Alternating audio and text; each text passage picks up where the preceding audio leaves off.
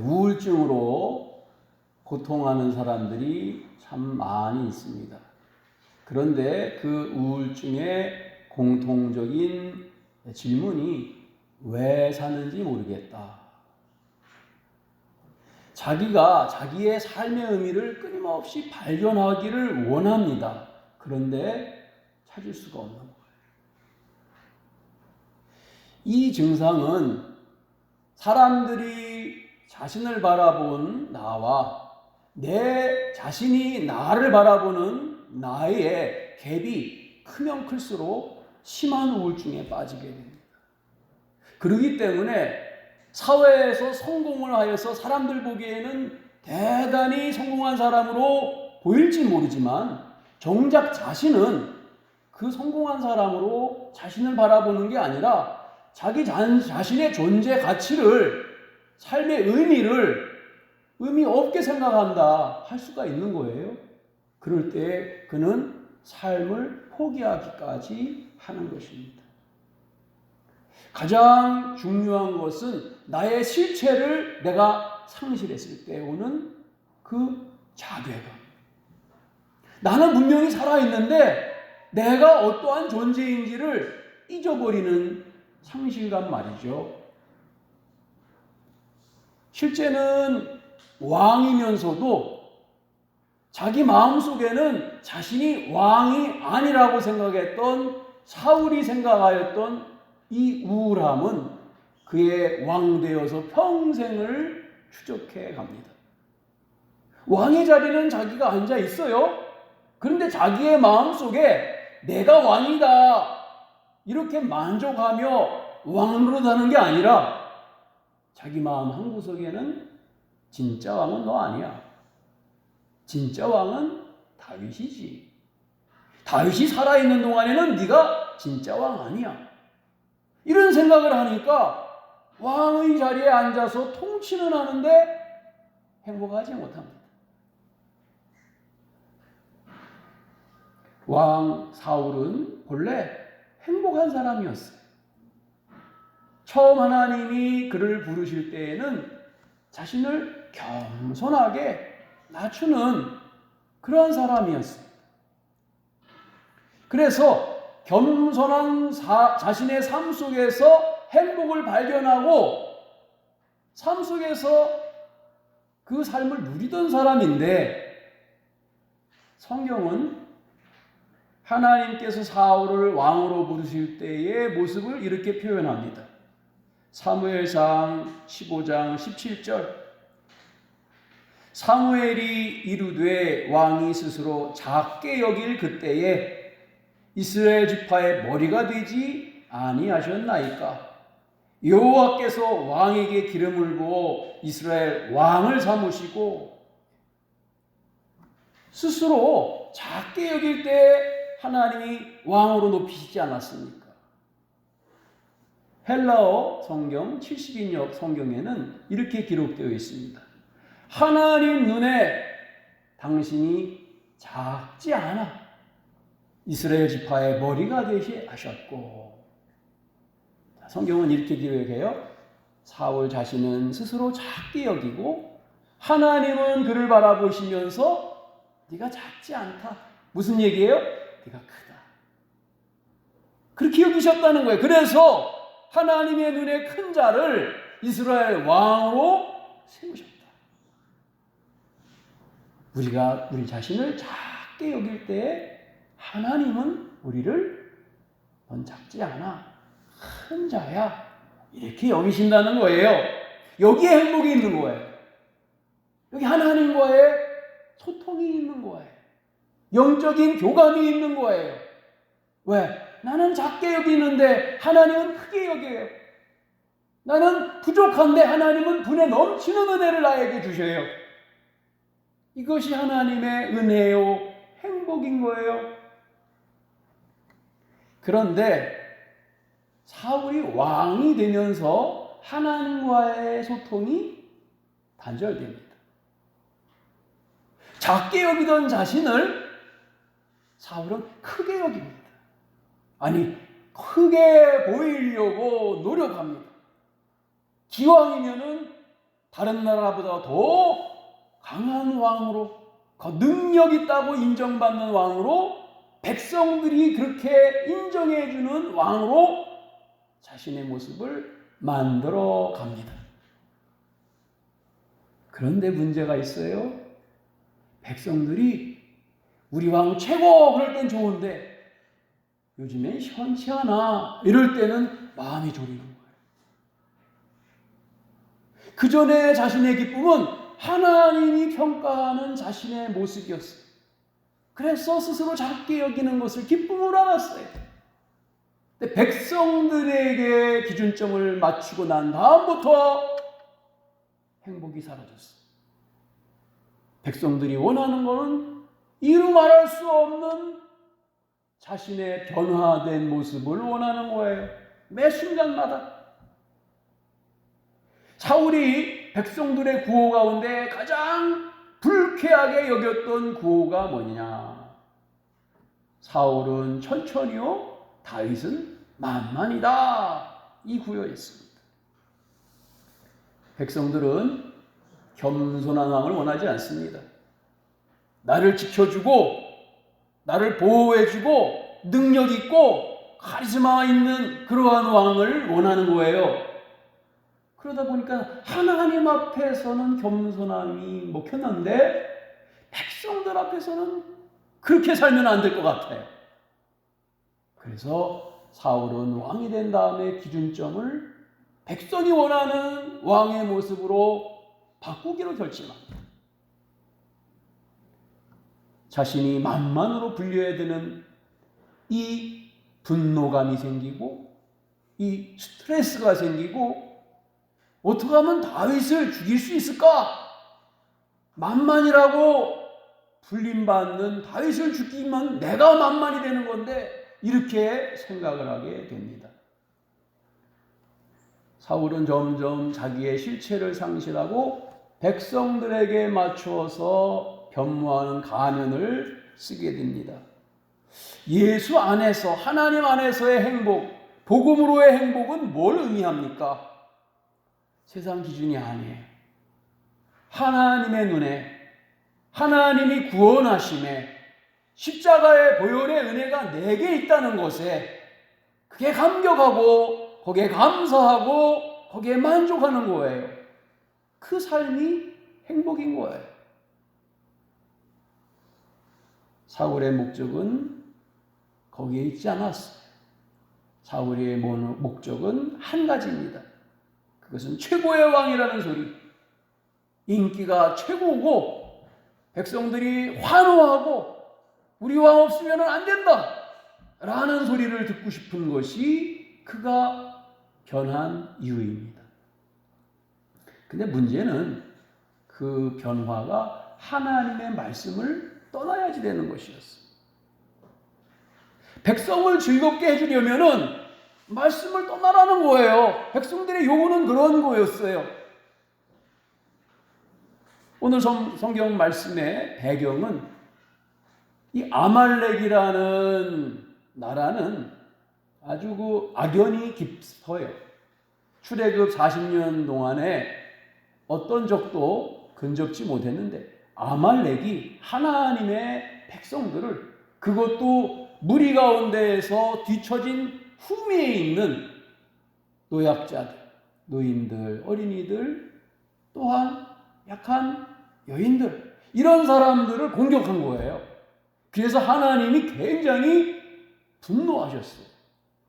아말렉은 반드시 진멸해라. 진멸이라는 것은 씨를 남기지 않는 거예요. 사람이든 동물이든 무슨 물건이든 완전히 불태워서 없애고 사람이라면 생명체는 다 죽이는 것을 진멸이라고 말하는데 그런 명령을 사울이 받은 거예요. 사울아, 아말렉을 진멸해라. 그런데 자기가 생각하기에 하나님의 명령이 부당한 게 보이는 거예요. 효과적이지 못한 거예요. 아니, 그 좋은 전리품들, 그 실한 짐승들, 이런 것들을 잘 활용하면은 얼마나 좋을까?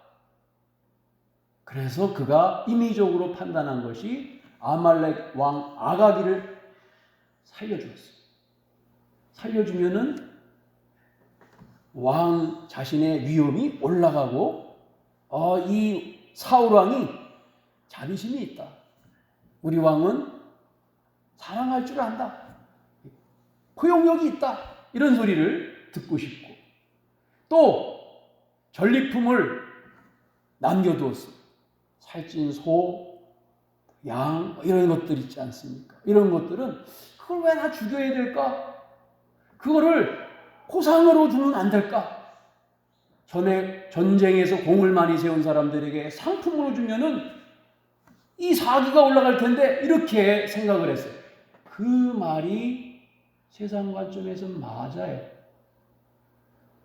그런데 하나님이 이것 때문에 분노하신 거예요. 백성을 즐겁게 해주려다 보니까 자신은 인기 있는 왕이 되는데 하나님의 말씀을 저버리게 되었어요. 그의 문제는 하나님 앞에서 자기가 자꾸 왕이 되는 거예요. 하나님의 말씀을 자꾸 거부하고 하나님의 말씀을 무시하게 되는 거예요. 하나하나 이렇게 시작하다 보니까 하나님과 완전히 결별하게 됩니다. 사울의 문제가 과연 꼭 그렇게만 백성들의 인기를 얻을 수 있는 방법이 그것이었을까 생각했을 때 아닙니다. 차라리 사울이 아말렉은 이러한 민족이니까 우리 역사 가운데서 우리에게 이렇게 고통을 준 그런 민족이다. 우리 하나님께서 이 민족을 멸하라고 말씀하신 것이 주의 명령이다. 우리가 이 명령을 지키자. 이렇게 설득하면은 백성들이 수긍하고 따라왔을 거예요. 근데 그렇게 안 했다는 거예요. 여기에 문제가 있었던 거예요. 하나님의 뜻을 가르치고 하나님의 뜻을 설득하고 하나님이 기뻐하시는 백성으로 민족을 만들려고 하지 않고 내 기분과 내 왕의 영광과 위엄을 차지하는 데에 왕의 왕권을 주력했어요. 여기에 문제가 있어요. 우리의 삶도 이럴 수가 있어요. 하나님의 말씀이 분명히 나를 제어하고 내 생각과 내 뜻을 절제하고 하나님이 원하시는 뜻에 순복하게 만들어서 하나님을 기쁘시게 하는 그러한 삶을 살라고 그러시는데 우리는 그게 기쁘지 않은 거예요. 내 힘, 내 자랑, 내 능력, 사람들로부터 하나님께 영광을 올리는 거 이거 싫은 거예요. 자기를 드러내고 싶은 거예요. 자기 능력을 과시하고 싶은 거예요. 이것이 교만이에요. 참신앙의 왕으로 모범을 보이면서 백성들을 믿음으로 잘 인도했더라면 다윗과 같이 더 큰 왕이 될 수도 있었는데 문제는 사울왕 마음속에 이 껍데기에 교만이었다. 그래서 오늘 20절, 21절에 사울이 사무엘에게 이르되 나는 실로 여호와의 목소리를 청종하여 여호와께서 보내신 길로 가서 아말렉 왕 아각을 끌어왔고 아말렉 사람들을 진멸하였으나 다만 백성이 그 마땅히 멸할 것 중에서 가장 좋은 곳으로 길갈에서 당신의 하나님 여호와께 제사하려고 양과 소를 끌어왔나이다 하는지라. 백성들 핑계대고 이제 나의 하나님도 아니라 사무엘 당신의 하나님께 제사하려고 이 짐승들을 끌고 왔습니다. 그래서 살려온 것입니다. 이것이 변질된 신앙이었습니다. 하나님은 더 좋은 것을 받기 원하시는 분이 아니라 하나님의 뜻에 순종하기를 원하시는 믿음. 이게 우리에게 바라는 신앙이에요. 내가 하나님께 더 아름답고 더 귀한 것을 드리려고 하나님 말씀을 어겼습니다. 우리의 신앙이 변질될 때가 언제인가? 내가 하나님 말씀보다 점점 목소리가 커져서 큰 자가 될 때, 내 안에 있는 하나님의 말씀이 나를 제어하지 못하고 내가 그 말씀을 비합리적이라고, 나도 다 사연이 있다고, 내가 그럴 수밖에 없었노라고 하면서 그 말씀을 무시하며 나아가는 것이 많아질 때에 우리는 어떤 상태냐? 교만한 상태가 됐다. 하나님으로부터 제어받지 못하는 상태가 됐다. 사무엘은 하나님께 버림받은 사울을 너무 안타까워했어. 너무나 불쌍히 여기면서 슬퍼했어요. 사무엘아, 언제까지 네가 사울 왕 버림당하던 것을 슬퍼하고만 있겠냐? 기름을 가지고 다윗에게 가서 기름을 부어 왕을 삼아라. 사울이 하나님을 떠나자 주변에 있는 모든 사람들이 떠납니다. 그렇게 비유를 맞춰서 환호하던 백성들, 그들도 등을 돌립니다. 자기의 가장 충신 다윗도 죽이려 하니까 떠나갔습니다. 심지어는 하나님의 사람 사무엘조차도 하나님이 불러가십니다. 사무엘이 나이 많았는데 당시에 이 사울이 가장 하지 말아야 할 악독한 일을 한 것이 도망간 다윗에게 떡을 주고 골리앗의 칼을 그에게 제공하였던 노비라는 곳에 있던 대제사장과 제사장들 85명을 칼로 죽입니다. 이 일은 사울의 일생일 때 가장 최악이었다라고 평가되는 거였습니다. 사울과는 반대로 다윗은 어떤 삶을 삽니까? 최선을 다해서 하나님이 원하시는 삶을 삽니다. 백성들에게 그 길을 가르칩니다. 그 모범을 보여줍니다. 하나님의 언약궤가 들어올 때 춤추면서 하나님 앞에 자신의 영광이 아니라 하나님의 영광을 올리면서 비난하는 미갈에게 이보다 더 추한 꼴로 하나님을 찬양할지라도 내가 그렇게 되겠소? 마지막 사울의 모습은 어떠했느냐? 다 떠나가고 누구를 찾느냐? 귀신 들린 무당을 찾아가죠. 내 미래가 어떻게 되겠습니까? 아무도 나에게 이제 알려주지 않습니다. 사울의 마지막 인생까지 함께한 존재가 누구냐? 귀신이야. 귀신이 끝까지 하나님 떠나고 버림받으니까 네가 내일 나와 함께 있을 것이다. 사무엘의 영을 통하여서 죽는다. 너와 네 아들들이 전사할 것이다. 우리가 인생 살면서 신앙 가운데 살아간다 하지만 때로는 우리 마음에 우울함이 들 때가 있어요. 내가 가는 이 길이 맞는가? 물을 때가 있어요. 세상 모두가 자기 자신이 주인이 되어서 넓은 길, 호화롭고 영화로운 길을 가는 것처럼 보이고 나만 초라하게 외롭게 이 길을 가는 것처럼 느껴질 때가 여러분에게 있다면 우리는 예수님 부르기를 바랍니다. 복음은 우리에게 이렇게 말합니다. 그리스도 예수 안에 있는 자에게는 결코 정죄함이 없나니 이는 그리스도 예수 안에 있는 생명의 성령의 법이 죄와 사망의 법에서 너를 해방하였다. 이 말씀이 얼마나 행복한 말씀인지 모릅니다. 우리를 이 세상 살면서 세상 영광 없어도, 세상 영화 없어도, 세상 사람들이 나를 알아주지 않더라도 주님 안에서 죄와 사망의 법에서 해방된 나, 그래서 행복한 나, 그것으로 만족할 수 있는 나, 그 영성이 예수님의 영성이요 복음이고, 잠시 있다가 우리가 주님을 만나면은 나의 실체를 발견하게 될 영체가 바로 하나님 나라의 내 모습인 거예요. 이 땅에 나의 모습 때문에 여러분이 슬픈 마음이 들거든 낙심하지 말길 바랍니다. 하나님께서는 여러분을 초라하게 보지 않는다는. 나를 평가하는 나 자신이 아닌 하나님의 눈으로 우리 자신이 평가되길 원하고 하나님의 뜻을 이루고 삶의 기쁨이 있기를 원합니다. 우울증 테스트가 있어요. 항목이 쭉 있는데 21가지인가 그래요.